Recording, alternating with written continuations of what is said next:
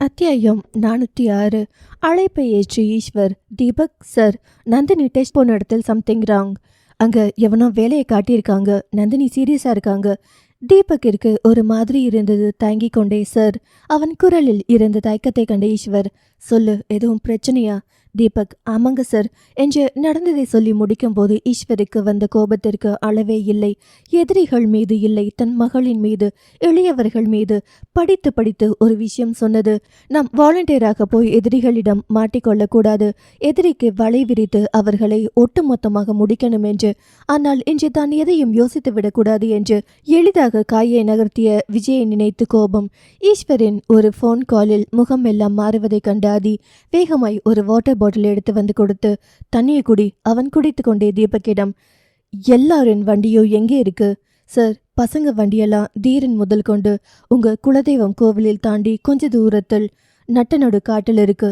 Ishwar, Deepak sir, விஜய்க்கு கால் பண்ணு. சற்று நேரத்தில் கான்ஃபரன்ஸில் விஜய்.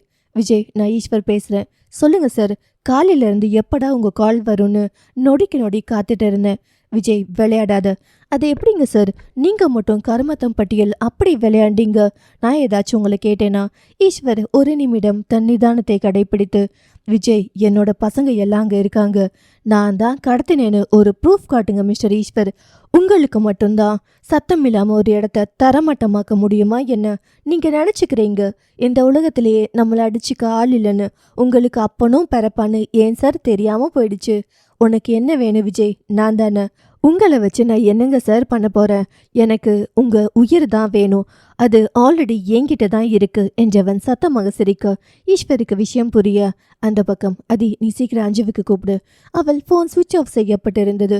அதற்குள் தீபக் நெட்வொர்க் மூலம் அஞ்சு மேடம் வண்டி மட்டும் குலதெய்வம் கோவில் வாசலில் இருக்கு. ஈஸ்வருக்கு இதயம் ரம்பமாய் அறுப்பது போலிருந்தது. தன் மொத்த குடும்பத்தையும் கோயம்புத்தூருக்கு வரவழைத்து விட்டு ஓவன்ஜாய் செய்திருக்கும் இவனின் திறமையை குறைவாக மதிப்பிட்டிருக்க கூடாது என்று புரிந்தது ஈஸ்வருக்கு. மனதுக்குள் தன் கடவுளுக்கு இடமெல்லாம் பேசினான். நான் யாருக்கும் மனதார எந்த துரோகமும் செய்யவில்லை. உனக்கு நான் வேணும்னா என்ன எடுத்துக்கோ, அவளுக்கு எதுவும் ஆகிவிடக்கூடாது என்று மட்டும் வேண்டிக் கொண்டான்.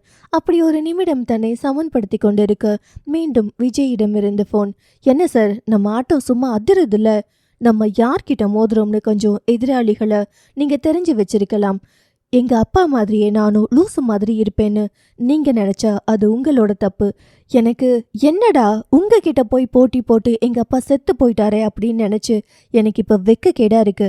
சார், ஒன்று நல்லா தெரிஞ்சுக்கோங்க, எனக்கு உங்க பசங்க உயிர் அவசியம் இல்லை, உங்களுடைய உயிர் தான் எனக்கு அவசியம்.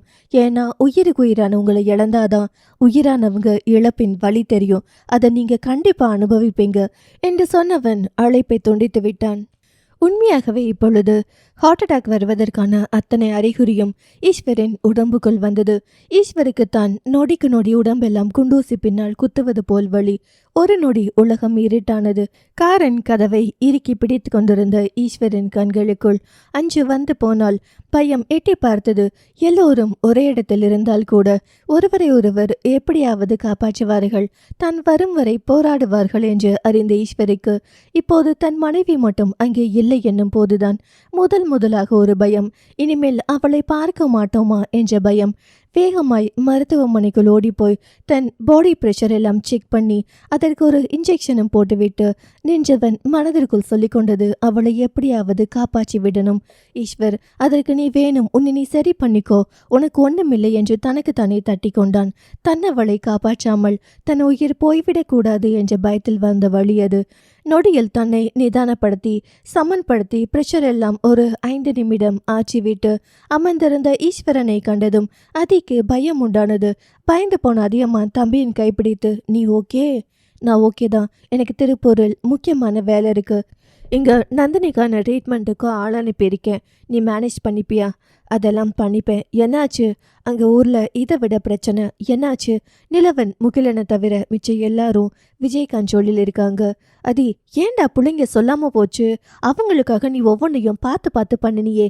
என்னாச்சு நம்ம பப்புவுக்கு? முன்னாடியெல்லாம் இப்படி இருக்காதே. ஆதனியாவது சொல்லிட்டு போயிருக்கலாமே. 2 விஷயம்தான். ஒன்று எனக்கு சிரமம் கொடுக்கக்கூடாதுன்னு 2 பேரும் நினச்சிருப்பாங்க. இன்னொன்று மகளுக்கு அவன் மேலே இருக்கிற பாசத்தில் மற்ற விஷயம் எதுவும் மண்டைக்கு ஏறி இருக்காது. ஓவர் பாசம் கூட சில நேரம் நம்மளை ஒரு இடத்தில் முடக்கி போட்டுடும். அதை தான் மகிழ் பண்ணிகிட்ருக்கு. என்னவோ ஏதோ என்று அவர்களை பின்தொடர்ந்து போன ஆதினி நிற்கும் ஒரு கட்டிடத்தில் எதுவும் செய்ய முடியாமல் போயிருக்கும். ஈஸ்வர், ஆதினி உடம்புக்கு முடியாதவ. எனக்கு என்னோட 2 பொண்ணுங்களும் பத்திரமா வரணும். அது என் கைப்பிடித்த ஈஸ்வர். எனக்கு என்ன ஆனாலும் ஆதினிக்கு ஒரு கீறல் கூட விழ மாட்டேன். தீபக் இருக்கான், பார்த்துப்பான். தப்பா நினச்சிக்காத ஈஸ்வர். என்னடா சுயநலமா பேசுகிறேன்னு. நான் பேசாட்டியும் என் கண்ணு முன்னாடி நடந்த பொண்ணை பார்த்து சந்தோஷப்படுவேன். அவளுக்கு ஒன்று நான் சத்தியமாக சொல்கிறேன், உயிரோடவே இருக்க மாட்டேன். லூசு மாதிரி பேசாதடா. நீ இல்லாட்டி நான் என்ன ஆவேன்? ஆதினி வீட்டுக்கு வந்ததும் நீ ஆதினி கிட்ட மனசு விட்டு பேசு. அப்பதான் அவளின் இன்னொரு உலகம் கொஞ்சம் சந்தோஷமா மாறும். நான் கிட்ட போனாலே தள்ளி போயிடுறாடா. எனக்கு அவளை ஹேண்டில் பண்ணவே தெரியல. சரி, நம்ம கண்ணு முன்னாடி சந்தோஷமாவது இருக்கட்டும் தான் நினைக்கிறேன். எனக்கு அவளை எப்படியாவது பத்திரமா கொண்டு வந்து சேர்த்துடு ப்ளீஸ் என்றவனின் கண்ணில் அவ்வளவு கண்ணீர். அது ஈஸ்வரின் கையை பிடித்து, கண்டிப்பா எல்லாரும் பத்திரமா வந்துடுவாங்க, நீ பார்த்துப்பேல. நந்தினிக்கு பெஸ்ட் ட்ரீட்மெண்ட் தான் போயிட்டுருக்கு. நந்தினிக்கு ஒரு தனி வில் பவர் இருக்கு. செத்து பிழைக்கும் ஆற்றல் அவளுக்கு. சாவோடு போராடியாவது அவ வந்துடுவா. அவ கண்டிப்பா நல்லபடியா வந்துடுவா. நான் நம்புறேன். நீ தைரியமா திருப்பூர் கிளம்பி போ. தலையை ஆட்டி ஈஸ்வர் அதியமானை கட்டிக்கொண்டு, நீ எனக்கு சும்மா சமாதானம் செய்கிறேன்னு எனக்கு தெரியுது. இப்போதாண்டா உன் வழி எனக்கு புரியுது. என்னாச்சு? அஞ்சுவ அந்த விஜய் தனியாக கடத்தி வச்சிருக்காண்டா அவன் என்றவன் இறுக்கி கட்டி கொண்டான். அதியமானுக்கு இப்போதுதான் புரிந்தது ஏன் ஈஸ்வருக்கு இவ்வளவு பிரஷர் ஒரு நொடி நேரத்தில் உயர்ந்து இப்படி ஆனது என்று. இளையவர்கள் எல்லோரையும் காப்பாற்றி விடலாம் என்ற தைரியம் இருந்த ஈஸ்வருக்கு அஞ்சு என்றதும் மொத்தமாய் உடைந்து விட்டான். அதியமான் ஈஸ்வரின் கையை பிடித்து, இப்போ நீ ரொம்ப ஸ்ட்ராங்காக இருக்கணும்டா. பார்த்துப்போ, வண்டியை நீ ஓட்ட வேணாம். நான் நம்ம கார் டிரைவரை அனுப்பி வைக்கிறேன். தயவு செய்து நீ இந்த மனநிலையில் வண்டி ஓட்டாத. நீ ரொம்ப முக்கியம் என்று அது ஈஸ்வரின் கையை பிடித்து எங்கே அவசரத்தில் தம்பி ஓட்டி விடுவானோ என்று கீழே வந்து பின்னாடி அமர வைத்து டிரைவரிடம் சொல்லிவிட்டு வண்டி நகர்ந்ததும் தனது மகன்கள் இருவருக்கும் அழைத்த விஷயத்தை சொல்லிவிட்டு அமர்ந்த அதியமானுக்கு இப்போது மனது தாறுமாறாய் துடித்தது. ஒரு பக்கம் தன் மனைவியை நினைத்து, மறுபக்கம் தன் மகளுக்கு மகளாய் இருக்கும் தம்பி மனைவியை நினைத்து, மற்றொரு புறம் தன் மகள்கள் இருவரும் அங்கே அடைப்பட்டிருப்பதை நினைத்து, தூரமாய் இருக்கும் அவர்களை நினைத்து தனக்கே இப்படி இருக்கு என்றால் அந்த இடத்தில் போய் எல்லாரையும் காப்பாற்ற போகும் ஈஸ்வரின் மனநிலை நினைத்து அதுக்கேனோ இந்த நேரத்தில் தன்னால் ஒன்றும் செய்ய முடியவில்லை என்று வலித்தது. ஒரு குடும்பத்தின் ஒட்டுமொத்த பாரமும் அவன் சுமக்கிறான் என்று எல்லோரும் பேசும்போது கூட நம்மளும் கம்பெனியில் வேலை செய்து நம்மளான உதவி செய்கிறோம் என்று நினைத்து கொள்வானே தவிர தமையனின் மொத்த பாரமும் இன்றுதான் உணர்ந்தான். இந்த நேரத்தில் கூட தன் வழியையும் தனக்குள் வைத்து கொண்டு ஓடும் அந்த தம்பியை நினைத்து இனி அவனுக்கு வேலை பளு அதிகமாக கொடுக்க கூடாது. அலுவலகம் வந்த பின் இரட்டிப்பு வேலையை செய்யணும் என்று அதியமான் நினைத்து கொண்டான். கண்களை மூடி தன் குலதெய்வத்தை மனதார வேண்டிக் கொண்டான். விஜய் ஜனனிக்கு அழைத்தான். அண்ணா, கீழே வாடா. கீழே ஓடி வந்தவள், உள்ள வாங்கண்ணா, எனக்கு கொஞ்சம் வேலை இருக்கு. இது உன் அப்பா அம்மா கிட்ட கொடுத்து ஆசீர்வாதம் வாங்கிட்டு வா. அண்ணா, என்ன இது? உனக்கு கல்யாணம் நடக்கணுமா வேண்டாமா? யார் கூட பண்ணி வைப்பேன்? உனக்கு மனசுக்கு பிடிச்சவன் கூட. அண்ணா, நிஜமாவா? அவர் கட்ட மாட்டாரே? அதெல்லாம் கட்டுவான். இது போய் நான் அப்பா அம்மா கிட்ட எப்படி சொல்ல முடியும்? அண்ணா கூட வேலை பார்க்குறவங்களுக்கு கல்யாணமா? அவங்களுக்கு பெரியவங்க யாரும் இல்லையா? அதனால இதை ஆசீர்வாதம் பண்ணி தர சொன்னாங்கன்னு சொல்லி தெரியாம எப்படியாச்சும் அவங்க காலில் விழுந்து ஆசீர்வாதத்தை வாங்கிட்டு வந்துடு. நிஜமாவே நீங்க சொல்றது உண்மைங்களா அண்ணா? உண்மையில சத்தியம். அண்ணா, உங்க போலீஸ்கார வேலையை காட்டி மிரட்டி எல்லாம் ஒரு கல்யாணம் பண்ணி வைக்க வேணாம். உன்னோட லவ் நிஜம்னா உனக்கு அவன் கிடப்பான். போயிட்டு ஆசீர்வாதம் வாங்கிட்டு வா. ஜனனி விஜய் கொடுத்த தாம்பூலத்தட்டை பார்க்கும்போது அதில் ஒரு பட்டு சேலை, மஞ்சள், குங்குமம், பூ, தாலி எல்லாம் இருந்தது. அதை எடுத்துக்கொண்டு தன் அம்மாவிடம் வர அங்கே அமர்ந்திருந்த தயாளன், ஜனனிமா, என்ன இது? அப்பா, விஜய் அண்ணா அம்மா கிட்டேயும் உங்ககிட்டையும் கொடுத்து ஆசீர்வாதம் வாங்கிட்டு வர சொன்னாங்க என்று அவள் சொல்லி கொடுத்ததை அப்படியே சொல்ல விஜய் என்ற பெயரை கேட்டதும் வேகமாய் அந்த தட்டை தட்டி விட்டார். இங்க பாரு ஜனனி, அவன் எனக்கு கூட பிறந்த தம்பின்னு சொன்னா நம்பாத. அவன் என்ன பிறந்தவனின் வாரிசு. அவன் எனக்கு கூட பிறந்த தம்பி கிடையாது. அப்பாவே இல்லைன்னு நான் சொல்றேன். நீயும் உன் அண்ணனும் அவங்க கூட பழகுறது எனக்கு சுத்தமா பிடிக்கல. ஜனனிக்கு இதுவரை சிறு சந்தேகம் தன் பெரியம்மாவின் வளர்ப்பு மகன் என்று. ஆனால் தன் இரத்த உறவு என்று தெரிந்ததும் அவளுக்கு அந்த நேரத்தில் முகம் எல்லாம் வளர்ந்தது. அப்பா, அவங்க உங்களுக்கு எப்படியோ, ஆனா சின்ன வயசுல இருந்து ஒன்னா வளர்ந்தவங்கள எப்படி வெறுக்க முடியும்? அவங்களுக்காக இல்லாட்டியும் கல்யாணம் பண்ற பட்டு சேலையை இப்படி தட்டி விடலாமா? யாரும் இல்லாதவங்களுக்கு நம்ம கொடுக்குற ஆசீர்வாதம் தானப்பா அது. யாரும் இல்லை என்ற வார்த்தையை கேட்டதும் தயாளன் மனம் தளர்ந்தது. அதை குனிந்து எடுத்து மனைவியிடம் நீட்டினார். உமா அதை வாங்கி கொண்டு, ஜனனி சொல்றது உண்மைதான். ஏதோ ஒரு பொண்ணு வாழ்க்கை நல்லா இருக்கட்டும், சாமி கும்பிட்டு கொடுப்பதில் என்ன தப்பு என்று சொல்லி அவர் சூடம் பத்த வைத்து எல்லாம் ஏற்றி மனதார கும்பிட்டு ஆசீர்வாதம் பண்ணி கணவனிடம் கொடுக்க அவரை தொட்டு கொடுத்தார். அவள் புன்னகையோடு, 2 பேரும் ஒன்னா நில்லுங்க. யாரோ ஒருத்தவங்க பண்ற கல்யாணத்துக்கு நீ எதுக்கடி ஆசீர்வாதம் வாங்குற?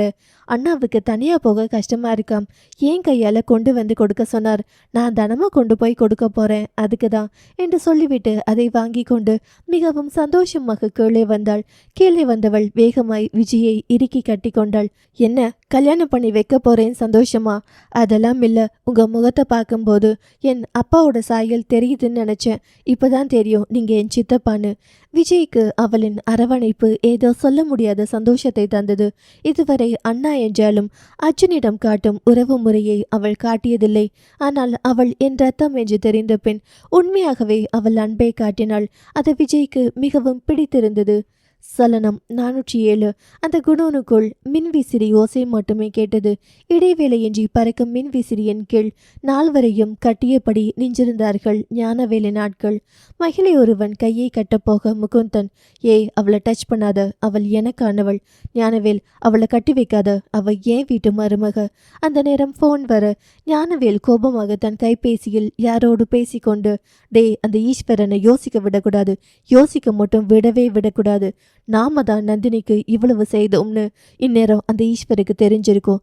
அப்படியா அப்படியா, இதை தானே நீ முதல்ல சொல்லியிருக்கணும்.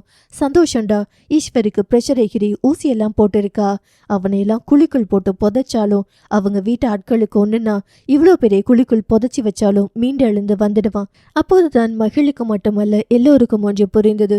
ஈஸ்வருக்கு நெஞ்சு வலி வரும் அளவிற்கு இவர்கள் ப்ரெஷர் கொடுக்கிறார்கள் என்று. ரவி தன் கண்முன்னே அங்கு நடக்கும் காட்சிகள் எல்லாம் கண்டு தன் தங்கை கணவன் இவ்வளவு பிரச்சனைகளுக்கு மத்தியில் எப்படி பிசினஸை கவனிக்கிறான் என்று வெகு ஆச்சரியமாக இருந்தது. இவ்வளோ பெரிய பிரச்சனை இருப்பதால் தான் என் மகனை கொண்டு போய் அங்கே வைத்திருப்பான் போலையே என்று யோசித்தார் ஞானவேல். அந்த ஈஸ்வருக்கு இப்பதான நெஞ்சில் வழி வர ஆரம்பிச்சிருக்கு. அடுத்தடுத்து அவன் தலைமுறையில் எல்லாம் முடியணும் என்ற புன்னகையுடன் சொன்னான். மகிழ் மூச்சை கட்டுப்படுத்தி, நீங்க ஏன் இதெல்லாம் பண்றீங்க? உங்களுக்கு வேண்டியதை சொல்லுங்க. என் அப்பா எல்லாம் இங்க வரமாட்டார், உங்க திட்டம் நடக்காது, என் அப்பாவுக்கு ஒன்றும் ஆகாது என்ற குரலில் நடுக்கத்தோடு சொன்னாள். முகுந்தன் சிரித்தான். ஞானவேல், அப்படி இல்லம்மா, உன் அப்பா வரமாட்டார்னு நீ சொல்ற, ஆனா அவனோட குணம் எனக்கு தெரியும். அவன் உயிரோடு இருக்கும் வர தன்னுடைய பொண்ணு ஆபத்தில் இருக்கும்போது அவன் சும்மா இருக்க மாட்டான். தேவுக்கு ஏனோ ஏதாவது பண்ணி அந்த முகுந்தனையும் அவங்க அப்பனையும் கொலை பண்ணினாள் என்ற அளவுக்கு கோபம். திருப்பூர்ல ஒரு ஓட்டு வீடு வாடகைக்கு வாங்கினா கூட நாள் முழுக்க நடந்தாதான் கிடைக்கும். ஆனா நம்மளை கடத்தி வைக்கிறதுக்கு இவனுங்களுக்கு மட்டும் எப்படி இவ்வளோ பெரிய குடோன் அவுட்டர்ல கிடைக்குது என்ற எண்ணம். அதே நேரம் ஏதாவது தப்பிக்க வழி கிடைக்குமா என்று பிரச்சனையை தனது மூளைக்குள் சேவ் பண்ணாமல் அங்கே சுற்றி தப்பிப்பதற்கு என்ன என்று தேடிக்கொண்டிருந்தான் அவன். முகுந்தன் மகளின் அருகில் வந்து அவளின் முகத்தை தொட்டான். அவள் எட்டி தள்ளிவிட, இந்த முகத்திலே இருக்கிறது உங்க அப்பா ஈஸ்வரின் திமிர். இந்த திமிருக்கும் அழகுக்கும் தான் வந்த நான் இவ்வளவு நாள் காத்திருந்தேன். அந்த வார்த்தை கேட்கும்போது தீரனின் கண்ணில் ஒரு தீ நெருப்பு. அவன் கட்டிலிருந்து தப்பிக்க முயன்றான். விடுங்க அவள என்று கத்த முயன்றாலும் வாயில் துணி இருப்பதால் வார்த்தைகள் வெளிவரவில்லை. மகிழ் அவனை பார்த்ததும் தலையசைத்தாள். சும்மா இருங்க மாமா என்று. முகுந்தன் சிரித்தான். பாருடா, கண்ணாலேயே காதல் பேசிக்கிறீங்க, எல்லாரும் எவ்வளோ ஒத்துமையா ஒத்து போறாங்கன்னு. மகிழினி, உன் தைரியம் இருக்கே, அதுக்கு என்ன வேணாலும் கொடுக்கலாம். ஆனால் என்ன, நீ தள்ளி போனா அவனுக்கு தண்டனையா முடியும் என்ற அந்த ஈரனை காட்டி ஞானவேல், முகுந்தா, அப்பா இவன் தானே உன்னோட ஃப்ரெண்ட். அப்பா அது கொஞ்சம் வருஷத்துக்கு முன்னாடி வரேங்கப்பா. இப்போ நான் இப்படி என்னை இழந்து இருக்கிறதுக்கு காரணமானவனே அவன்தான். பெஸ்ட் ஃப்ரெண்டா நினச்சி நான் அந்த பொண்ணை விரும்புகிறேன்னு சொன்னதுக்கு அப்புறமும் நானும் விரும்புகிறேன்னு எப்போ சொன்னானோ அந்த நிமிஷமே ஃப்ரெண்ட்ஷிப் எல்லாம் கெட்டு போச்சு. முகுந்தா, உன் மாமனார், அதாவது உன் வருங்கால மாமனார் ஈஸ்வர் இங்கே வரதுக்குள்ள உன் கல்யாணத்தை நடத்தணும். அதுக்கு முன்னாடி இவனை காவு வாங்கணும். மகிழ், அவரை எதுக்கு கொல்லணும்? உன் அப்பா வந்தாலும் இந்த கல்யாணத்தை நடத்த விட மாட்டான். அப்படியே நடத்தினாலும் அந்த தாலியை பிடுங்கி போட்டுட்டு இங்கே நிற்கிறானே தீரன், இவனை மீண்டும் கட்டி வைப்பதற்கு எல்லா வாய்ப்பும் இருக்கு. முதல்ல இவனை முடித்து விட்டால் என் பையனுக்கு எப்பவும் பிரச்சனை இருக்காது. மகிழ், என் மாமாவை கொண்டுட்டா உலகத்தில் ஆம்பளைங்களே கிடையாதா? கண்டிப்பா யாரையேனும் ஒருவரை பார்த்து கட்டி வைப்பார். என் மாமாவையும் அவரின் அப்பாவையும் விடுங்க. ரவி மகளையே பார்த்தார். அவள் தெளிவாக அவரின் அப்பாவை என்று சொன்னாள். அது ஏனோ வலித்தது. மகிழ், அப்புறம் என் அக்கா, என் ஃப்ரெண்டு, இவங்களை எதுக்கு சம்மந்தம் இல்லாமல் கட்டி வச்சிருக்கீங்க? எப்படியும் நீங்கள் எனக்கு உங்கள் பையனோட கல்யாணம் பண்ணி வைக்க போறீங்க தானே? அவங்கள விடுங்க. முகிந்தன் மகளினியின் முன்னால் வந்து, நான் எப்படி வாழ வேண்டியவன் தெரியுமா? என் வாழ்க்கையில் வந்த முதல் காதல் உன் மேலே மட்டும்தான். உன்னோட கண்ணில் கூட என்னை பார்த்ததுமே ஒரு பொண்ணுக்குரிய முதல் சலனத்தை நான் அன்னைக்கு பார்த்துருக்கேன். ஆனால் இவன் வந்ததும் உன் மனசு அவன் பின்னாடி போகுது. என்னோட வாழ்க்கையில் லாஸ்ட் 5 இயர்ஸை காணாமல் போயிடுச்சு. அது உன்னால் திருப்பி தர முடியுமா மகளினி? அவ்வளோ ஃபாரின் எல்லாம் போய் படிச்சு உங்களுக்கு நீங்கள் பேசுறது ஃபூலிஷா தெரியலையா? கரெக்ட், நான் உன்னை சொல்கிறது தப்பு. ஏன்னா முகுந்தன் என்ற ஒருத்தன் உன்னை லவ் பண்ணிட்டு இருக்கிறது உனக்கு தெரியாது. ஆனால் மிஸ்டர் தீரன், உனக்கு என்ன தெரியும் தானே? ஈஸியாக ஒரு வார்த்தையில் சாரி சொல்லி முடிச்சிடலாமா எதையும் என்றவன். அப்பா, எனக்கு இந்த தீரன் முகத்தை பார்க்கும்போது எல்லாம் என்னோட காதலிய என்கிட்ட பறிச்சுக்கிட்டான் என்ற கோபம். ரொம்ப டீசெண்டாக நான் உண்டு, என் வாழ்க்கை உண்டு என்று இருந்த என்ன ஒரு கெட்டவனாய் மாற்றிய ஒரு பெருமையும் அவனுக்கு தான் உண்டு. என்னோட வாழ்க்கை போனதுக்கு எல்லாமே அவன் தானுங்கப்பா காரணம். ஞானவேல் மனம் தன் மகனின் இளம் வயது வாழ்க்கையை நினைத்து அவ்வளவு பொறுப்பாய் இருந்தவன். நல்லதை மட்டுமே நினைப்பவன், நல்லதை மட்டுமே பேசுபவன். இன்று முற்றிலும் மாறிப்போய் இருப்பதற்கு முழு காரணமும் இந்த தீரன்தான் என்னும் போது கோபம் அவருக்கு உச்சந்தலை மீது ஏறி உட்கார்ந்தது. பின், நீ எதுக்கடா இவனுக்கு விளக்கம் கொடுத்துட்டு இருக்க? உனக்கு சந்தோஷம் தராத எதுவும் இந்த உலகத்துல இருக்கக்கூடாது என்றவர் அங்கே இருக்கும் ஒருவனை பார்க்க அவனும் கத்தியை தூக்கி கொண்டு வந்தான். மகிழ் வேகமாக, வேணா, சொன்னா கேளுங்க, உங்களுக்கு என்ன வேணும்? நீ தாம்மா என் வீட்டு மருமகளா வேணும், அவ்வளவுதானே? அதுக்கு நான் தானே வேணும். அவரை விடுங்க. உங்க பையனை நான் கல்யாணம் பண்ணிக்கிறேன். ஏன் பையனை கல்யாணம் பண்ணிட்டா உங்க அப்பன் உன்னை என் மகன் கூட வாழ விட்டுடுவானா? விடமாட்டார் என்று தெரிந்தும் என் மாமாவை கடத்தி அவரின் பின்னாடி எங்கள் எதுக்கு இங்க வர வச்சிருக்கீங்க? தயவு செஞ்சு அவரை விடுங்க என்னும் போது கண்ணில் நீர். முகுந்தனுக்கு ஏனோ மகளினி விடும் கண்ணீர் கண்டு கடுப்பாக இருந்தது. இங்க பாருப்பா, எனக்கு ஏன் மேலேயே கோபம் வருதுங்கப்பா. என் கண்ணு முன்னாடி அந்த தீரனை பார்க்குறப்ப எல்லாம் எரிச்சல் வருது. அவனை போட சொல்லுங்கப்பா. தயவு செஞ்சு வேண்டாம் ப்ளீஸ்.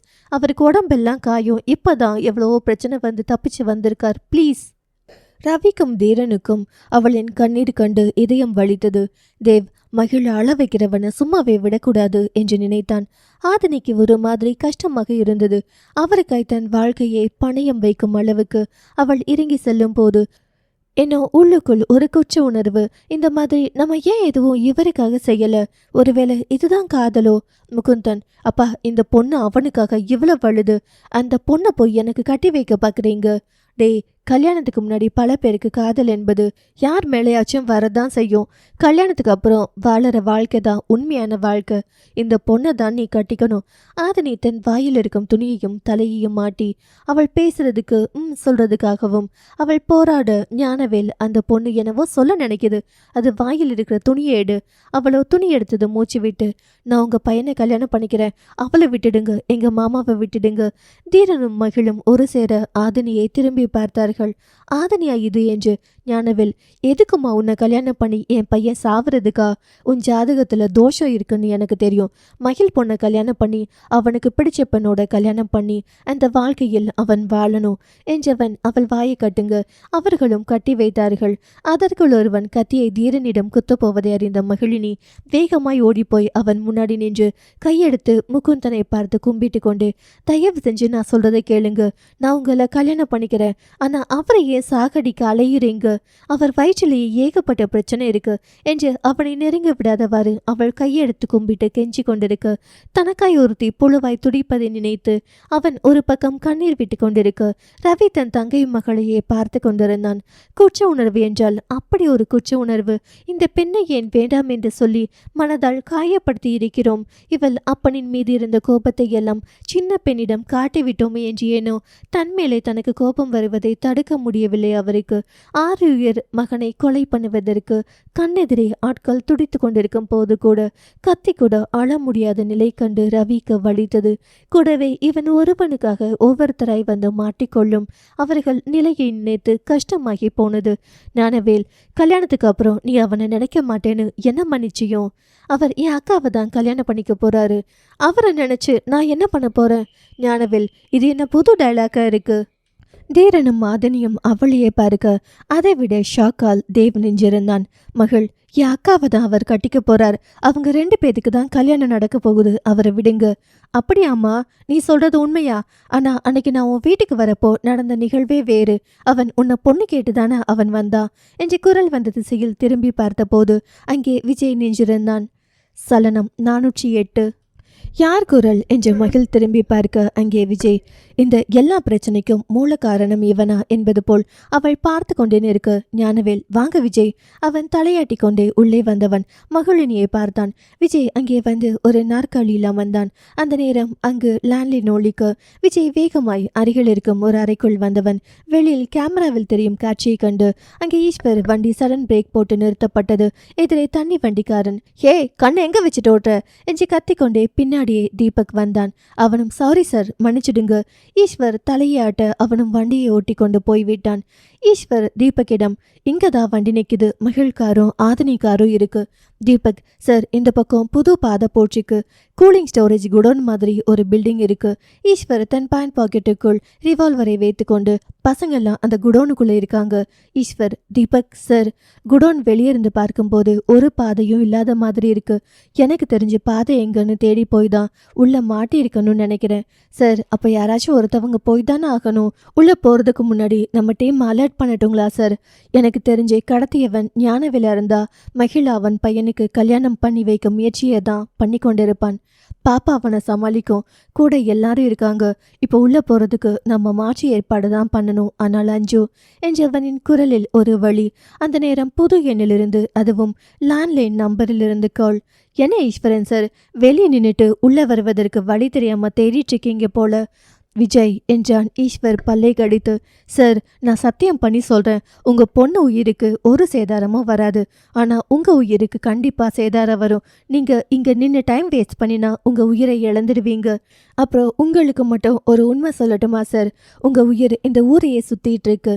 நீங்கள் வந்துடுவீங்கன்ற நம்பிக்கையில் போய் அவங்க நம்பிக்கையை காப்பாற்றுங்க. அப்புறம் உள்ள வர ட்ரை பண்ணாதீங்க. கண்டிப்பாக உங்கள் உயிர் போயிடும். இது உண்மையாகவே ஈஸ்வருக்கு விஷ பரீட்சையாக இருந்தது. ஈஸ்வர் தீபக்கிடம், நீ நம்ம டீமுடன் உள்ள போய் பிள்ளைகளை பார்த்துடு. நான் அஞ்சுக்கு என்ன ஆச்சுன்னு பார்க்குறேன். சார், எந்த க்ளூவும் கிடைக்காம எப்படி பார்ப்பீங்க? அதான் சொன்னேனே, திருப்பூர் முழுக்க உங்கள் உயிர் ஊசலாடிட்டுருக்குன்னு. நான் பார்த்துக்கிறேன், நீ இவங்கள பாரு. குடோன் சுற்றி எங்கேயோ கேமரா இருக்கு தீபக், நீ கொஞ்சம் தள்ளி இருந்து வேலையை முடி என்று சொல்லிவிட்டு ஈஸ்வர் கிளம்பி விட்டான். தீரன் தன் கட்டுகளை அவிழ்ப்பதற்கு எல்லா முயற்சியும் செய்து கொண்டிருக்கும் பொழுது ஞானவேல், என்னடா பார்த்துட்டே இருக்கீங்க, அவனை உடனே முடிச்சு விடுங்க. விஜய், அவனையே முடிக்கணும். அவனுக்கு மகிழினி கல்யாணம் நடக்கிறத பார்த்தாலே சாவுக்கு சமமான வழிதான். மகிழ் வேகமாய், அவருக்கு எங்கள் அக்காவை தான் கட்டுறோம். அதை எப்படிமா நம்புறது? அவளுக்கு தான் அர்ஜுன் மாப்பிள்ளையே. நீங்க அர்ஜுன் அவரிடமே கேளுங்க. என் அக்காவுக்கு தீரன் மாமாவை அவருக்கே தெரியும். விஜய், நீ சொல்றது எப்படிமா நம்புறது? என் அக்காவும் மாமாவும் விரும்பினாங்க. இந்த பையன் அர்ஜுன் வாழ்க்கைக்கு இடைஞ்சல் என்று நினைத்த விஜய், ஞானவேல், நாளைக்கு இவன் உங்களுக்கு பிரச்சனையா இருப்பான், முடிச்சு விட்டுடுங்க. மகளுக்கு உயிரே போய்விட்டது. ஐயோ, அவங்க என் லைஃப்ல வரமாட்டாங்க.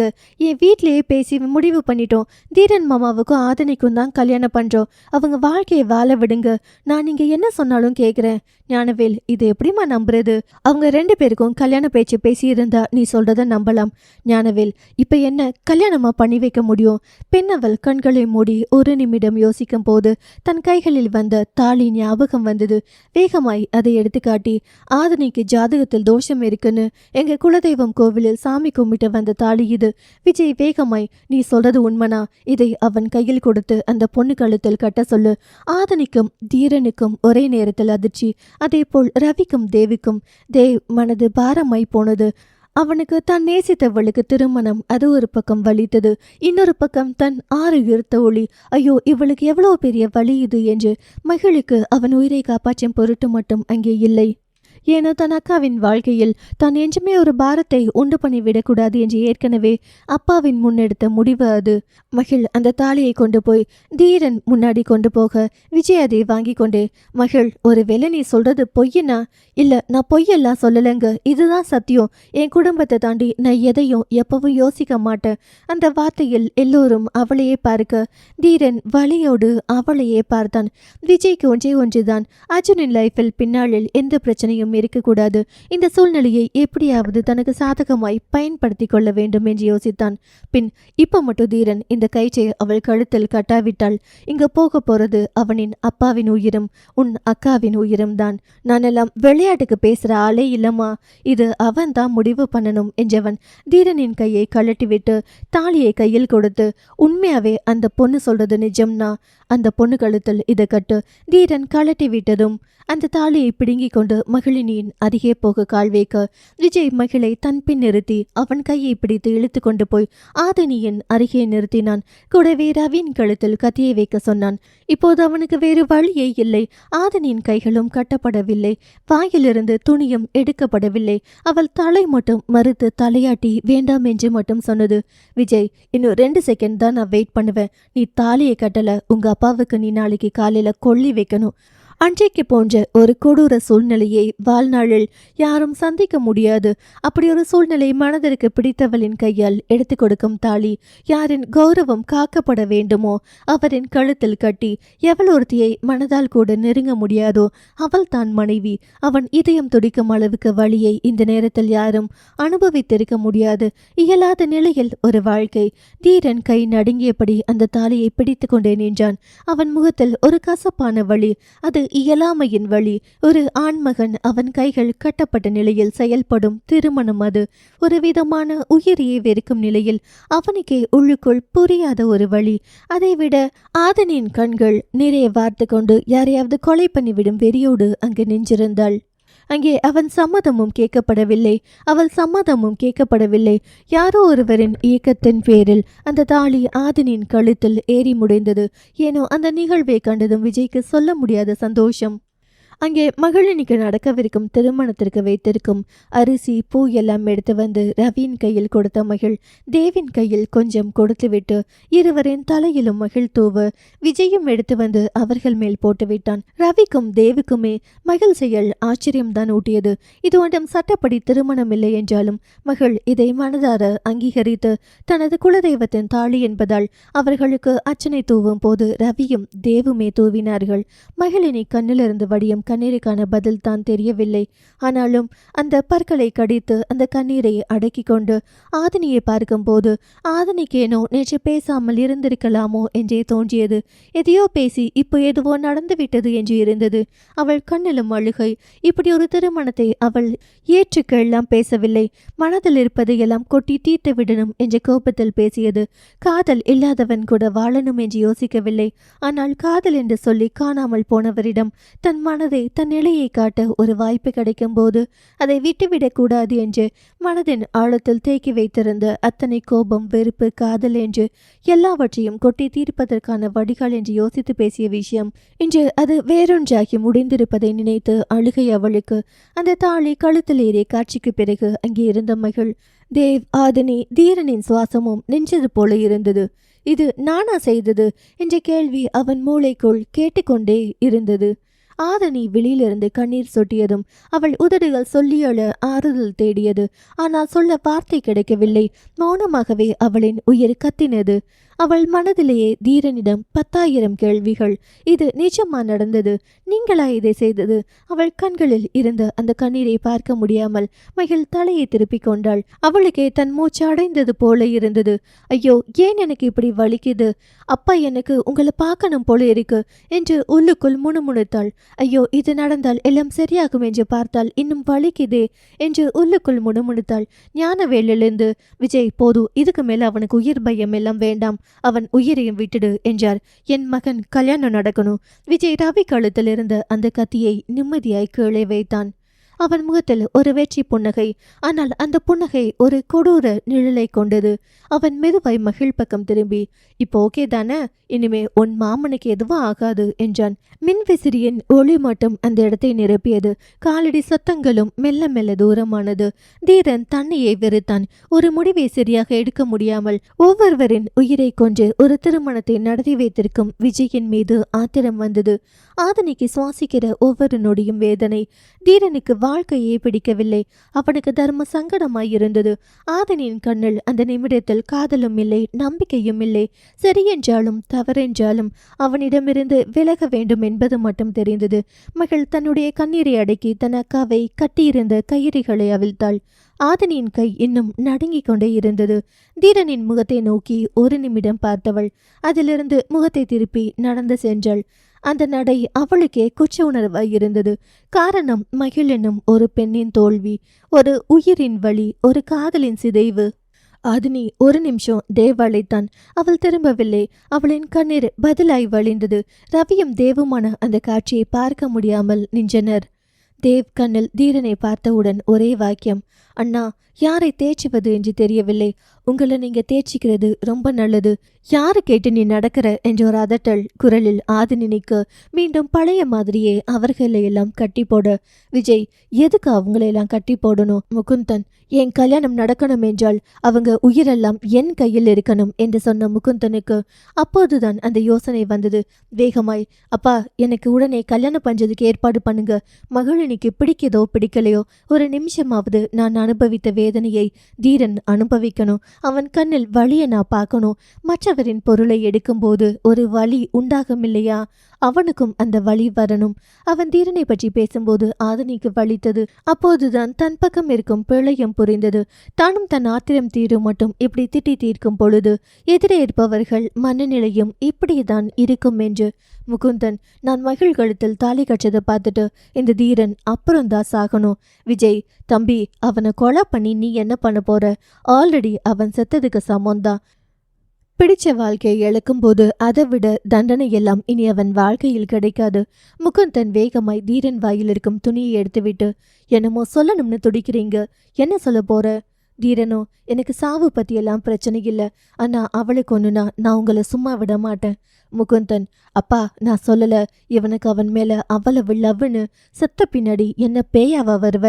ஞானவேல், அதற்கெல்லாம் நான் ஏற்கனவே ஏற்பாடு பண்ணிட்டேன் தம்பி என்று ஐயர் பூமாலை தட்டுகளுடன் திடீர் கல்யாணத்திற்கான ஏற்பாடுகள் ஏற்கனவே நடத்தி வைக்கப்பட்டிருப்பதை கண்டு மகிழ் தீரனை பார்க்க அவன் இப்போது கட்டுகளை அவிழ்ப்பதற்கான வழி ஏதாவது இருக்கா என்று பார்த்து கொண்டிருந்தான். முகுந்தன் மகளினியிடம் புது பட்டு சேலையை கொடுத்து உடனே போய் கட்டிட்டு வா. அவள் தலை குனிந்து அதை வாங்கி கொண்டு போனாள். சலனம் 409. விஜய் ஜனனிக்கு அழைத்து, கிளம்பிட்டியாடா? அண்ணா, உங்க நம்பர் ரொம்ப நேரமா சுவிட்ச் ஆஃப்னு வருது. இன்னைக்கு எனக்கு அப்படிதான் வரும். அதான் லேண்ட்லைன் நம்பர்ல கூப்பிட்டேன். நான் மட்டும்தான் கூப்பிட முடியும். நீ கிளம்பிட்டேன்னா சொல்லு. நான் எப்போவோ கிளம்பிட்டேன். ஒரு கால் டாக்ஸி புக் பண்ணி நான் சொல்ற இடத்துக்கு வந்துடுறா. எதுவும் பிரச்சனை ஆகிடாது இல்லைங்கண்ணா? என்ன பிரச்சனை? வற்புறுத்தி கல்யாணம் பண்றது? உன்னுடைய லைஃப்ல பெரிய ட்ராஜடி யாரு? உன் அண்ணா லைஃப்ல மகிழ் கட்டிக்க விடாமல் இடையில் இருப்பது யாரு? மகிழ் தான். அவளுக்கு கொஞ்சம் திமிரு அதிகம். என் அண்ணாவை வேணாம்னு சொல்லிட்டா. உன் லைஃப்ல உனக்கும் தேவுக்கும் இடையில் இருப்பது யாரு? ஆதினி. அவள் தேவ் வாழ்க்கையிலிருந்து போயிட்டா. அண்ணா, என்ன சொல்றீங்க என்று அதிர்ந்தாள்.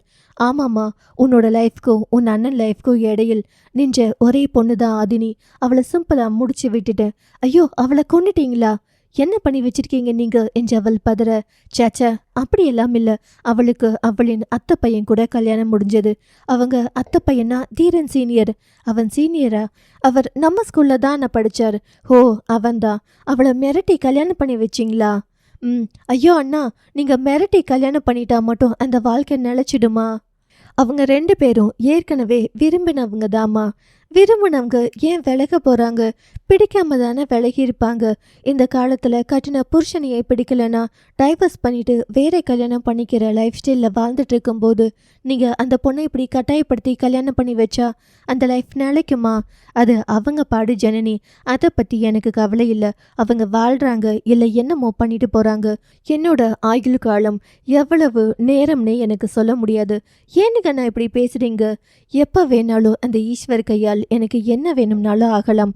அவனை நான் சுத்த விட்டுட்டு இருக்கிற வரைக்கும் தான் உனக்கும் உன் அண்ணனுக்கும் நல்லது பண்ண முடியும். எனக்கு என் அண்ணனும் தேவும் சந்தோஷமா இருந்தா போதும். எனக்கு இந்த மிரட்டல் கல்யாணம் எல்லாம் வேணாங்கண்ணா. இதெல்லாம் தப்புங்கண்ணா. எனக்கு பயமா இருக்கு. அதெல்லாம் எந்த தப்பும் இல்லை. அர்ஜுன் ஆதினி இருந்தா சந்தோஷமா இருப்பானா இல்லை மகிழ் இருந்தா சந்தோஷமா இருப்பானா? அவனின் டீனேஜ் நாளிலிருந்து விரும்புகிறான். யாருக்குமே ஃபர்ஸ்ட் லவ் ஃபர்ஸ்ட் ஃபீல் பண்ணுற எதுவும் ஸ்பெஷல் அண்ணா. அர்ஜுனுக்கு மகிழ் என்றால் உயிர். நீ அர்ஜுனை கூட்டிட்டு வா. நான் விடுற மூச்சு காற்று நேரம் ரொம்ப ஷார்ட்டடா. அதனால் உங்கள் 2 பேரின் வாழ்க்கையிலும் ஒரு சந்தோஷத்தை பார்த்துட்டு போகிறேன் அண்ணா. எனக்கு நீங்களும் ரொம்ப முக்கியம். அப்புறம் அர்ஜுன் எல்லாம் கண்டிப்பாக வரமாட்டான். என்ன முக்கியம்னு சொல்ல கிடைத்த முதல் உறவு நீதாண்டா. அப்புறம் என்னோட ரத்த சொந்தம். நீயும் அர்ஜுனும் எவ்வளோ பேர் பிறந்தும் இல்லாமல் போயிட்டாங்க. நீங்கள் 2 பேரும் தான் நம்ம பரம்பரைக்கு அடித்தளம். அதுக்கு என்ன வேணாலும் பண்ணுவேன் அண்ணா. நம்ம மார்னிங் வரப்போ மகிழ் அம்மா வண்டியை நிறுத்த சொன்னீங்க, நிறுத்தினேன். அவங்க அம்மாவை கூட்டிகிட்டு வர சொன்னீங்க, கூட்டிகிட்டு வந்தேன். நான் பேசிட்டு அனுப்பி வச்சிட்டேன்னு சொன்னீங்க. அவங்க கிட்ட பேசுனீங்களா? என்றவன் அது. அவங்க கொஞ்சம் பிஸி, நான் அப்புறம் பேசிக்கிறேன். ஓகே அண்ணா. அர்ஜுன் கிட்ட என்ன சொல்ல? நீ என்ன பண்றன்னா நான் சொல்ற மாதிரியே பேசு. என்னை விஜய் அண்ணா வர சொன்னாங்கன்னு வந்தா அங்க கடத்தி வச்சிருக்காங்க. என்னை காப்பாத்துங்கண்ணா என்று சொல்லிட்டு ஃபோனை சுவிட்ச் ஆஃப் பண்ணிடு. அதுக்கு முன்னாடி நீ கேப் எல்லாம் புக் பண்ணி கேப் டிரைவர் அங்கே வந்துட்டானா என்று பார்த்து பென்சில் சுவிட்ச் ஆஃப் பண்ணு. அவ்வளோ எங்கள் அப்பாவுக்கு தெரிஞ்சா உங்கள் அண்ணா அவ்வளோ சீக்கிரம் உன்னை அப்பாவுக்கு கூப்பிட்டு விடாத மாதிரி நான் பார்த்துக்கிறேன். முக்கியமாக கடத்தின யார் மாட்டி இருக்காங்களோ அவங்கள காப்பாற்ற தான் யோசிப்பாங்களே தவிர நமக்கு பின்னாடி இருக்கிறவங்களுக்கு தகவல் தரணும்னு யோசிக்க மாட்டாங்க. டக்குன்னு பேனிக் ஆகி மூளை ஒர்க் இல்லாமல் போயிடும். ஆழமாக யோசிக்க மாட்டாங்க. அதி புத்திசாலி மேதாவிகள் என்று சொன்ன மகள் இங்க அப்படிதான் கொண்டு வந்திருக்கேன். நீ அர்ஜுனிடம் பேசிட்டு ஃபோன் கால் டக்குன்னு ஆஃப் பண்ணு. மகிழ் உங்ககிட்டயா? அண்ணா அவங்க அப்பா ரொம்ப டேஞ்சர். அதெல்லாம் நான் பார்த்துக்கிறேன் என்றவன் அழைப்பை துண்டித்தான். கேப் எல்லாம் புக் பண்ணி முடித்து கேப் டிரைவர் கீழே வந்ததும் அவளும் அர்ஜுனுக்கு அழைத்து அதே மாதிரி பேசிவிட்டு அழைப்பை துண்டித்தாள். அர்ஜுன் பதட்டமானான். ப்ரெஷர் எகிரி இருக்கும்போது லேண்ட்லைன் நம்பரிலிருந்து ஃபோன் வரவும் அழைப்பை ஏற்ற அர்ஜுன், ஹலோ நான் விஜய் பேசுகிறேன் அர்ஜுன். அண்ணா நீங்கள் என்ன பண்ணி வச்சிருக்கீங்க? நம்ம வீட்டு பிள்ளையை போய் கடத்தி வச்சிருக்கீங்க. இங்கே பார் அர்ஜுன், நான் சொல்கிறத மட்டும் செய். கண்டிப்பாக ஜனனிக்கு ஒன்றும் ஆகாது. என்ன பண்ணணும்? குட் பாய். நீ அந்த ஈஸ்வர் அண்ணா பையனை நிலவனை கொஞ்சம் கூட்டிட்டு வா. நீங்கள் இப்போ என்ன பண்ணுறீங்க? அது ஏன் நான் பண்ணணும்? நீ கூட்டிட்டு வா, இல்லாட்டி நீ ஜனனியை மறந்துடு என்று சொல்லி அழைப்பை துண்டிக்க அர்ஜுன் அவனுக்கு கையும் ஓடவில்லை, காலும் ஓடவில்லை. தலையில் கை வைக்க அமர்ந்திருந்த அர்ஜுன் அடுத்து அழைத்தது ஈஸ்வருக்கு. அழைப்பை ஏற்று சொல்ல அர்ஜுன், சார் இந்த மாதிரி விஜய் அண்ணா ஜனனியை கடத்திட்டாங்க. ஜனனியை விடணும்னா நிலவனை கூட்டிட்டு வர சொல்றாங்க. நான் என்ன பண்றது? ஏனோ இந்த நேரத்தில் ஈஸ்வருக்கு ஒரு டவுட். தன் பிள்ளைகள் இந்த மாதிரி ஐடியா எதுவும் கேட்காமல் போய் சிக்கிக் கொண்டிருப்பதை யோசித்து இவன் தன்னிடம் கேட்பதை நினைத்து தான் பெரிய சந்தேகமே வந்தது. இவனாவது நல்ல பையனா, இல்லை இவன் தங்கச்சி ஆபத்தில் இருக்கும்போது எனக்கு கால் பண்ணிட்டு இருக்கானே என்றுதான் தோன்றியது. அந்த நேரத்தில் தன் பதட்டத்தை சந்தேகத்தை மறைத்த ஈஸ்வர், நிலவனை எங்கேயோ சேவ் பண்ணி வச்சிருக்காங்க, காணோம் சொல்லிடு. சார் என் சிஸ்டர் நிலவன் எங்கே இருக்கான்னு உனக்கு தெரியுமா என்று கர்வமான குரலில், தெரியாதுங்க சார். அப்புறம் எப்படி கூட்டிட்டு போவ? அதான் உங்ககிட்ட கேட்குறேன் சார்.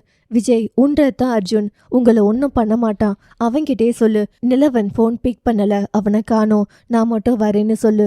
ஓகே பரவாயில்ல, நீ மட்டும் வான்னு சொன்னா அவனுக்கு இப்போ ஜனனி அவ்வளவு முக்கியம் இல்லை சார். அந்த நம்பருக்கு திருப்பி கூப்பிட்டா கால் போகல. அது போகாது, அது லேண்ட்லைன் நம்பர் மாதிரி செட் பண்ணியிருக்காங்க. அவனே கூப்பிடுவான். அவன் கூப்பிட்டதும் கிளம்பிப்போ. சரிங்க சார் என்று அவன் ஃபோன் வைக்க ஈஸ்வர் அடுத்து அழைத்தது தீபக் இருக்கு. அவனிடம், தீபக் சார் நிலவனை ரொம்ப பத்திரமா இருக்க சொல்லு. விஜயோட டார்கெட் கண்டிப்பா நிலவனா இருக்க வாய்ப்பு இருக்கு என்று நினைத்த கெஸிங் வீண் போகவில்லை. அப்புறம் தீபக், இன்னொரு விஷயம், அந்த ஜனனி பொண்ண விஜய் கடத்திட்டான் என்று அர்ஜுன் சொல்றான். எனக்கு தெரிஞ்சு நான் வந்தப்போ அங்க நம்ம வீட்டு பசங்களின் வாகனம் மட்டும்தான் இருந்தது. அவங்கள சேர்ந்த எந்த வண்டிகளும் அங்கே இல்லை. ஒருவேளை அவன் அடுத்த டார்கெட் ஜனனியா கூட இருக்கலாம். அந்த ஜனனியுடன் நம்பர் எல்லாம் ட்ராக் பண்ணு. அவ எங்க இருக்கா, எங்க இருந்து கிளம்புறா, இதையெல்லாம் பார்த்தா நம்ம இன்னொரு முடிவு எடுக்கலாம். அப்படியே அர்ஜுன் நம்பரையும் ட்ராக் பண்ணு. அர்ஜுன் இந்த நேரத்தில் எனக்கு ஏன் கால் பண்றான், கொஞ்சம் டவுட். அவன் மேலேயும் ஒரு கண்ணுவை. என்னால என்னவோ அவனை இப்ப எல்லாம் நம்பவே முடியல. ட்ராக் பண்ணிடுறேன் சார், நான் பார்த்துக்கிறேன். அஞ்சு சிஸ்டர் பத்தி தகவல் சார். ஊரில் இருக்கும் பஸ், வேன், கார் என்று நடமாடும் எல்லா வண்டியையும் செக் பண்ணிட்டு இருக்காங்க நம்ம ஆட்கள். சார், நீங்க என்ன மாதிரி மனநிலையில் இருக்கீங்க? ஹார்ட் அட்டாக் எதுவும் அவளை கண்டுபிடிக்கிற வரக்கூடாது. சாவு எதுவும் எனக்கு கொஞ்சம் நேரத்துக்கு வரக்கூடாதுன்னு வேண்டிட்டு இருக்கேனா? ஒரு உண்மையை சொல்லட்டுமா? அவ தான் என்னை இயக்கும் ஒரு சக்தின்னு எனக்கு இத்தனை நாள் தெரியல. அஞ்சு இல்லாட்டி ஈஸ்வர் இல்ல தீபக். சார், அவங்களுக்கு ஒன்றும் ஆகாது. அவ என் கையில் கிடைக்கட்டும். விஜயன் குடலை உருவி அவனுக்கு மாலையா போடுறேன் என்று அவனுக்கு ஆங்காரம், கோபம் எல்லாம் இருந்தும் இப்படி விட்டுட்டேனே, என் பொண்டாட்டி அப்படி போய் ஈஸியா சிக்கிற ஆளிலேயே என்று யோசித்தபடி கனத்த மனதுடன் நின்றிருந்தான் ஈஸ்வர். அப்போது விஜய் ஈஸ்வருக்கு அழைத்து, ரொம்ப பெரிய டவுன், ஈஸ்வர் அடிச்சுக்க ஆள் இல்லைன்னு சொல்றாங்க. பொண்டாட்டி எங்க இருக்காங்கன்னு கண்டுபிடிக்க முடியலையா? ஊரில் இருக்கும் டிரான்ஸ்போர்ட் எல்லாம் செக் பண்ணினாலும் நான் க்ளூ கொடுக்குற வரை கண்டுபிடிக்க முடியாது ஈஸ்வர் சார் என்று ஈஸ்வருக்கு மகள் பற்றிய நினைப்பு வரக்கூடாது என்று அவனின் டென்ஷனை ஏற்றினான். ஈஸ்வர் கண்களை மூடி குலதெய்வம் நினைத்து தன் இஷ்ட தெய்வம் முருகனை மனமுருகி வேண்ட அங்கே ஈஸ்வரின் முன்பு ஒரு மயில் வந்து நின்றது. ஏனோ ஈஸ்வருக்கு புது தெம்பு வந்தது. நல்லதே நடக்கும் என்று. அஞ்சு கோவிலுக்கு போறேன் என்று கிளம்பியதும், அப்பத்தா அம்மா எப்போ வருவாங்க? வந்துடுவா, நீ போய் விளையாடு. அவன் ஏனோ ஒவ்வொரு 10 நிமிடத்துக்கு ஒரு முறை அவனின் அம்மாவை தேட அண்ணம் கணவனுக்கு அழைத்து அவன் கூட கொஞ்ச நேரம் இருங்க என்றதும் அவர் வீட்டுக்கு வந்தார். அன்புவோடு பின்பக்கம் இருக்கும் தோட்ட பக்கம் போய் அமர அவன் ப்ரூனோ கூட சரிக்கு சரியாய் ஓடினான். அருணாச்சலம் ஆச்சரியமாக பார்த்தார். நாய்க்கு சரிசமமாக சீறி ஓடிய அன்புவை கண்டு பிரமித்தார். ஒரு கட்டத்தில் அவனுக்கு இரவெல்லாம் கால் வலிக்கும் என்று அருணாச்சலம் பிடித்து இழுத்து வந்து குளிக்க வைத்து கம்பங்குள் ஒரு டம்ளர் கொடுத்து குடிக்க வைத்து மடியில் அவனை படுக்க வைத்து தட்டி கொடுக்க உறங்கிவிட்டான். அவன் கண்களுக்குள் அஞ்சு ஒரு நீர்நிலையில் தாயும் மகனும் விளையாட, அஞ்சு மகனுடன் அதற்குள் விளையாட திடீரென்று ஏதோ சத்தம். அவன் அம்மா அம்மா என்றான். அருணாச்சலம் தட்டி கொடுக்க அன்புவின் கனவில் தன்னையின் ஆளும் திடீரென்று அதிகம் அன்புவுக்கும் அஞ்சுக்கும் மூச்சம் முட்டியது. அஞ்சு மகனின் நெற்றியில் முத்தமிட்டு அஞ்சுவின் கண்ணில் நீர். மெல்ல மகனின் கையை விட்டு தங்கோ மேல போ என்று சொல்லிவிட்டு தண்ணிக்குள் மூழ்கினாள். அம்மா என்று கத்தியல அருணாச்சலம். அவன் கத்தலையும் அவன் முகத்தின் வெறுவையையும் கண்டு பயந்த அருணாச்சலம், என்னாச்சு குட்டி? எனக்கு என் அம்மாட்ட போகணும், கூட்டிட்டு போங்க என்றால அவர் மகனுக்கு அழைத்தார். சலனம் 410. அருணாச்சலம் ஈஸ்வருக்கு அழைத்தார். தன் அப்பாவிடமிருந்து போன் வரவும் அழைப்பை ஏற்று, சொல்லுங்கப்பா. கண்ணா, அப்பா, அஞ்சு எப்ப வரும்? அவளை தேடிக்கொண்டிருக்கும் அவனுக்கு தானே அந்த வழி தெரியும். ஏனுங்கப்பா என்றவனுக்கு தன் வழியை மறைக்க பெரும் பாடாக இருந்தது. அன்பு ரொம்ப நேரமா அம்மா அம்மான்னு கேட்டுட்டே இருக்கான்ப்பா, நீ கொஞ்சம் பேசு. அஞ்சு நம்பருக்கு கூப்பிட்டா சுவிட்ச் ஆஃப்னு வருது, அவன்கிட்ட கொடுங்க. அவனோ தன் அம்மா என்று நினைத்து அம்மா என்றான் உற்சாகமாய். ஈஸ்வருக்கு விழி கலங்கியது. தொண்டைக்குள் வார்த்தைகள் சிக்கியது. அதை மறைத்து கொண்டே அன்பு என்றான். என குரலில் கடுமையை காட்ட முடியவே இல்லை. அப்பா, அம்மா எங்கப்பா? அம்மாவும் நானும் வெளியே வந்திருக்கோம். ஏன்னோ தன் அம்மா தன் அப்பாவுடன் இருக்கவும் சேஃப்டி என்று நினைத்தவன். நீங்களும் அம்மாவும் பீச் போயிருக்கீங்களா? திருப்பூர்ல எங்கடா பீச்? ஒருவேளை கொடிவேரி யாருக்கு போயிருக்கீங்களா? என்னாச்சு இவனுக்கு என்று நினைத்த ஈஸ்வர் இவனை இப்போது கடுமையாக பேசினால் இன்னும் அழுவான். அம்மா வேணும் என்று அடம் பிடிப்பான் என்பதால், என்ன கண்ணா வேணும் உனக்கு? எனக்கு எங்க அம்மாவை பார்க்கணும். நானும் அவளும் வெளியே ஒரு வேலையா வந்திருக்கோம். அப்போ அம்மாவை தண்ணி கிட்ட விட வேணாம். என்னாச்சு அன்பு உனக்கு? அம்மா என் கனவுல வந்தாங்க. இவன் வேறு நேரம் கேட்ட நேரத்தில் என்று யோசிக்கும் போது அருணாச்சலம் வேகமாய், அம்மா எங்க வந்தாங்க? என் கனவில் தாத்தா. கனவுலையா? அம்மா என்ன சொன்னாங்க? அவங்களும் நானும் தண்ணிக்குள்ள இருந்தோம். திடீர்னு நிறைய தண்ணி வந்துச்சு. அம்மா என்னை மேலே அனுப்பிட்டு அவங்க சிக்கிட்டு இருக்காங்க. ரொம்ப ஆழமா கீழே போயிட்டே இருக்காங்க. தலையில் கை வைத்து நின்றிருந்த ஈஸ்வருக்கு டக்கென்று அந்த வார்த்தை கிளிக் ஆனது. பின்னால் திரும்பி பார்க்க அந்த மயில் அங்கு அப்போதுதான் பறந்து போனது. மனதிற்குள் முருகனுக்கு நன்றியை சொல்லிவிட்டு, அன்புக்குட்டி, அப்பா சொல்றத கொஞ்சம் கேளு. எனக்கு அம்மாவுக்கும் ஒரு பூஜை இருக்கு. நாங்க முடிச்சிட்டு வர்றதுக்கு லேட் ஆகும். நீ அப்பத்தா கூடவும் தாத்தா கூடவும் இரு. மகிழ அக்காவையாவது வர சொல்லுங்க, அம்மா வர வரைக்கும். அருணாச்சலமும், கண்ணா 5 வராட்டி மகளையாவது வர சொல்லு. அப்பா அவளுக்கும் மீட்டிங் இருக்கு, எல்லாரும் இன்னைக்கு பிஸி, எங்களை யாரும் எதிர்பார்க்காதீங்க. நீங்க அன்புவை பத்திரமா பார்த்துக்கோங்க. நீங்க அம்மா அன்பு யாரும் வெளியே வர வேண்டாம், யார் ஃபோன் கால் அட்டன் பண்ண வேண்டாம், எங்க கால் தவிர. அப்புறம் அப்பா இனி தேவைக்கு மட்டும் கால் பண்ணுங்க. இவன் அழறான்னு கால் பண்ணாதீங்க, நான் முக்கியமான வேலையில் இருக்கேன், ஃப்ரீ ஆயிட்டு நானே கூப்பிடுறேன், கொஞ்சம் அவனை பார்த்துக்கோங்கப்பா என்றவனின் குரலில் ஏதோ இருப்பதை புரிந்து கொண்ட அருணாச்சலம், கண்ணா ஏதாவது பிரச்சனையில் இருக்கியா? இதுதான் அப்பா, குரலை வைத்து கண்டுபிடிக்கும் வித்தை பெற்றவர்களுக்கு தான் உண்டு போலும். ஒரு நிமிடம் ஈஸ்வரிடம் மௌனம். அப்பா என்றவன் எதுவும் சொல்லி அவரை பயமுறுத்த விரும்பாமல் மௌனம் காத்தான். அவரோ, கண்ணா அன்பு கனவில் நம்ம சாமியே வந்து உனக்கு ஏதோ சொல்லியிருக்கு, நம்ம யாருக்கும் எதுவும் பண்ணதில்ல, யாருக்கு எதுவும் ஆகாது, நீ தைரியமா அஞ்சுவோடவும் பிள்ளைங்களோடவும் வீட்டுக்கு வா, நான் அம்மாவையும் அன்புவையும் பார்த்துக்கிறேன் என்று சொல்லிவிட்டு அவர் அமைதியாகிவிட்டார். மண்டைக்குள் மணி அடித்த நொடி நிலவன் கால் பண்ணினான். சித்தப்பா, நீங்க எந்த ஒரு புது நம்பரிலிருந்து ஃபோன் வந்தாலும் எடுக்காதீங்கன்னு சொல்றீங்க, ஆனா இப்போது எனக்கு ஒரு லேண்ட்லைன்ல இருந்து தொடர்ந்து கால் வருது, யாரோ கூப்பிடுறாங்க, எடுக்கட்டுமா வேண்டாமா? நிலவா, நான் சொல்ற வரைக்கும் நீ ஆஃபீஸை விட்டு வெளியே வரக்கூடாது, எந்த ஃபோன் காலும் எடுக்கக்கூடாது. அதை மீறி நீ பண்ணினா சித்தப்பாவின் இன்னொரு முகத்தை பார்க்க வேண்டி வரும். சித்தப்பா, நம்ம பிள்ளைங்க எல்லாம் அங்கே போய் அவஸ்தைப்பட்டு இருக்கும்போது நான் மட்டும் சேஃப்டியாக எப்படி கம்பெனியில் இருக்க முடியும்? டேய், இவ்வளோ பெரிய பையனா இருக்க, நான் ஏன் சொல்றேன்னு புரிஞ்சிக்கவே மாட்டியா? அவனுக்கு தேவை 2 உயிர். ஒன்றுனா எனக்கு பதில் உங்கள் சித்தியை கடத்திட்டான், இன்னொன்று நீ. உங்க சித்தி ஆல்ரெடி அங்கே சிக்கிட்டா. நான் உங்க சித்தியை காப்பாற்றுவேனா இல்லை உன்னை காப்பாற்றுவேனா நீ ஏன் முடிவு பண்ணிக்கோ. உனக்காகவே ஒரு பொண்ணு வீட்டில் வந்து காத்து கிடக்கு, அந்த பொண்ணுக்காகவாவது நீ வேணும், அதுக்கப்புறம் ஓ இஷ்டம் என்றவன் அழைப்பை துண்டித்து விட்டான். நிலவனுக்கு கஷ்டமாகி போனது. தன் மொத்த குடும்பத்தையும் பிடித்து வைத்திருக்கும் விஜயையும் ஞானவேளையும் உண்டு இல்லை என்று பண்ண வேண்டிய அளவுக்கு ஆத்திரம். ஆனால் சித்தப்பாவின் வார்த்தையை மீறி அவனால் நகரவே முடியவில்லை. ஈஸ்வர் மனமோ, விஜய் ஏங்கிட்டே ஆட்டம் காற்ற, என் பொண்டாட்டியை கடத்த உனக்கு எவ்வளோ துணிவு, அவள் என் கைக்கு வரட்டுண்டா, அப்புறம் இருக்கு உனக்கு. தனக்குள் நினைத்து கொண்டே இருக்கும் போது முகிலன் அழைத்து, சித்தப்பா நீங்க சொன்ன மாதிரி அட்வர்டைஸ்மெண்ட் கொடுத்துட்டேன், கண்ணா இப்போது அட்வர்டைஸ்மெண்ட்டை மாத்து. ஏனுங்க சித்தப்பா, உங்க சித்தி இருக்கிற இடம் தெரிஞ்சிருச்சு. அதுவரை சோர்ந்திருந்த முகிலன் கண்ணில் ஒரு பிரகாசம். வேகமாக, எங்க சித்தப்பா? தண்ணி லாரி. ஐயோ, என் சித்தியை தண்ணிக்குள்ள போட்டு கட்டி வச்சிருக்காங்களா? எந்த கண்டிஷன்ல இருக்காங்கன்னு தெரியலையே. டேய், நானே எதுவும் ஆகாதுன்னு நம்பிக்கையில இருக்கேன், என்னை உடச்சிடாத, நான் சொல்றதை மட்டும் இப்போ பண்ணு. AAA கம்பெனி உங்களுக்கு ஒரு புது சர்ப்ரைஸ் கொடுக்க போகுது. அது திருப்பூரை சுற்றி வரும் ஒரு தண்ணி லாரியில் 1 கிலோ தங்கம் இருக்கு. அது யாரு கண்டுபிடிச்சு எடுக்கிறாங்களோ அவங்களுக்கு கம்பெனி சார்பில் அந்த தங்கம் கொடுக்கப்படும். சித்தப்பா, சித்தி தண்ணி வண்டியில் இருக்காங்க, சேஃப்டியா இருப்பாங்களா? கடத்தினவன் நம்ம சொந்தக்காரன், அதனால பெட்டெல்லாம் போட்டு படுக்க வச்சிருப்பான். ஏண்டா நீ வேற இருக்கிற கடுப்பில்? கடத்தினது என் சித்தப்பா தானே, அப்ப எனக்கு கஷ்டமா இருக்காதா? ஃபீல் பண்ணிட்டு அப்படியே உட்காந்துடாத, சீக்கிரம் ட்ரெண்டாக்கு. அந்த நேரம் நிலவன் அழைத்து, சித்தப்பா நான் உங்களுக்கு ஒரு உதவி செய்யட்டுமா? என்ன உதவி? ஒரு லாரியில் வைத்திருந்தால் அந்த வண்டி ஒரு இடத்துல நிற்காது இல்லைங்களா? அது கண்டிப்பா திருப்பி திருப்பி வந்துக்கிட்டே இருக்கும் இல்லையா? நான் திருப்பூர் சுற்றி இருக்கிற எல்லா டோல்கேட் சிக்னல் எல்லாம் எந்த லாரி எந்த டைம் கிராஸாக இருக்குன்னு செக் பண்ணட்டுமா? குட் நிலவா, சீக்கிரம் அதை பண்ணு. முகிலா, நீ சீக்கிரம் அந்த அட்வர்டைஸ்மெண்ட்டை இன்ஸ்டாகிராம், ஃபேஸ்புக், யூடியூப்னு எல்லா இணையதளத்திலும் பரப்பு. முகிலன் அதற்கான வேலையில் ஈடுபட்டான். திருப்பூரை சுற்றியெல்லாம் அந்த செய்தி புயலாக பரவ ஆரம்பித்தது. ஒரு தண்ணி லாரியில் 1 கிலோ தங்கம் இருக்காம். AAA கம்பெனி ரொம்ப பெரிய ஆஃபர் கொடுத்திருக்காங்க. அந்த செய்தி சில நிமிடங்களில் ஸ்மார்ட் போன்களில் இருந்து கிராம பக்க சாலைகளின் டீ கடைகள் வரை சென்று சேர்ந்து விட்டது. வாசித்த ஒவ்வொருவருக்கும் தங்கம் விற்கும் விலைக்கு 1 கிலோ தங்கம் என்றால் சும்மாவா? வேலைகளை எல்லாம் விட்டுவிட்டு அதை தேடுவதற்காக வந்தார்கள்.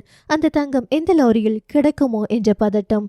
ஒவ்வொருவருக்கும் அது தங்களுக்கு கிடைக்கணும் என்ற ஆசை. ஆசைகள் அதிகமாகும் போது ஆட்கள் கூட்டமும் அதிகமானது. யாருக்குமே அந்த லாரி எங்க போகுதுன்னு தெரியாது. ஆனா அந்த லாரியில் இருக்கிறது தங்கம் இல்ல, உயிர். 5 உயிர் என்ற செய்தி அனுப்பியவனுக்கே வெளிச்சம். நிலவன் தன்னுடைய லேப்டாப்பில் டோல்கேட், ஒவ்வொரு ஏரியா சிக்னல் இருக்கும் கேமரா ஃபீட்களை வேகமாய் ஸ்க்ரோல் பண்ணி கொண்டிருந்தான். அவனது கண்கள் ஒவ்வொரு வண்டியையும் பார்த்து தடுமாறின.